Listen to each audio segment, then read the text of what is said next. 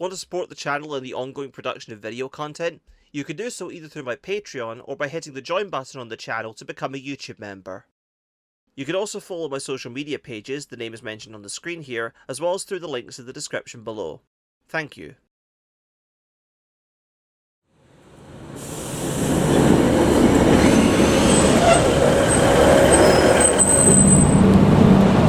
Well, I popped the question to you guys and you certainly delivered. So we're on our way to the next station we're covering as part of the series, which you guys voted for in the poll that I put up last week. Thank you very much for that. So we're on our way to the end of the line here at East Kilbride.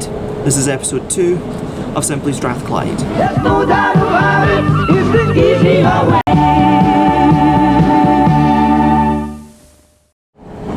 We are now approaching East Kilbride. Located in South Lanarkshire, East Kilbride is the terminus of the East Kilbride branch of the Glasgow South Western line. The station opened back in 1868 as an extension of the Busby Railway, which opened 2 years earlier. It was originally a terminus until the line was extended east in 1888 to Blantyre on the Argyll line, as well as to the Hamilton and Strathaven Railway that opened in 1863. At the time, East Kilbride, as well as the surrounding villages, were very small and didn't see much in the way of passenger use. The line was closed during the First World War in 1914, but didn't reopen again until 1923. However, it was all for naught, as it finally closed to passengers for good in 1924.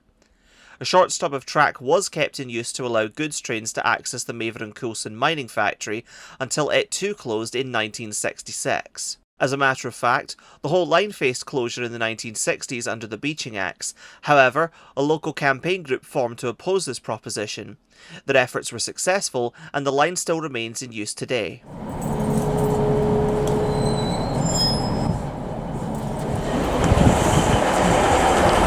So there's a lot of change going on here at the front of the station because the line's currently been electrified. But what they're going to do here is they're going to build a brand new station building here that will replace the old one, which is currently closed due to the works there. Now some might be wondering why it's taken so long to get round to electrifying this line. Well, actually there was a plan to electrify the line back in the 1980s, but it was a decidedly unusual one. The plan would have involved reinstating a curve of track that was originally built for freight use in the 1900s that linked Clarkston with Muir End on the Cathcart Circle line. However, doing this would have rendered Thornleybank and Giffnock stations obsolete, and they would have to close. In addition, due to limited funding, they would also close the Cathcart Circle south of Whitecraigs and repurpose the overhead line equipment for East Kilbride.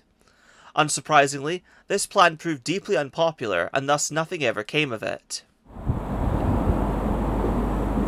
What's really handy is we've got a map just outside the station here, which will be useful for making a point here. So when the new town was established here at East Kilbride in the 1940s, there was an issue that came with this, because the station, which predated it, is located up here, and the town centre is located in all this bit down here.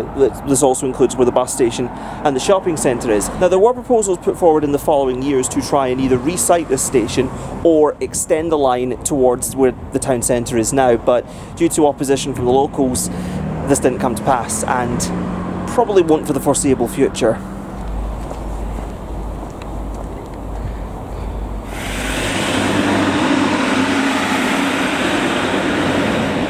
Now, the line south of Busby has always been single track for passengers, but at East Kilbride, there used to be old sidings that lasted until the late 1980s.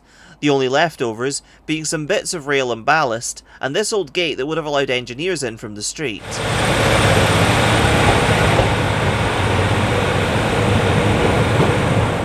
Though change here is well underway, there are a couple of things that I do hope they find a place for inside the new station. The first is this piece created by local artist Frank Carty, depicting various landmarks of the town. And the second is this old wooden bench, as it sports a plaque dedicated to Jack and Helen Broadbent, the founders of the Glasgow to East Kilbride Railway Development Association, the group that was formed to oppose Beeching's plans to close the line over 60 years ago. And now we get on to the dry informative stuff. As per the June 2024 working timetable, there is a twice-hourly service that runs between Glasgow Central and East Kilbride 7 days a week, but there are extra services that run during the peak hours Monday to Friday.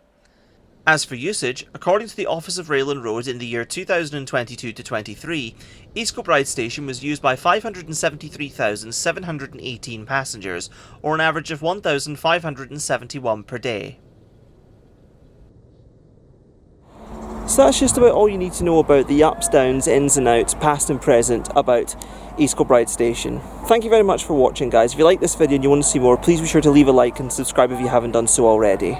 Also, I know I said I would leave suggestions up to you guys with regards to ongoing content in the future, and I still want to do that, but I also want to mix it up with some of my own suggestions here, just so that I can get a consistent flow of content going, and also so I have stuff for early access content for any members. So once again, I'll leave a pinned comment at the top of the video asking which station I should cover next as part of this series, and the most popular responses will go into a poll, and you can vote on which station I cover next. With all that said and done, I've been David Ramsey, reporting from East Kilbride. I'll see you in the next one. Travel Strathclyde transport each and every day. No doubt about it, it's the easy way.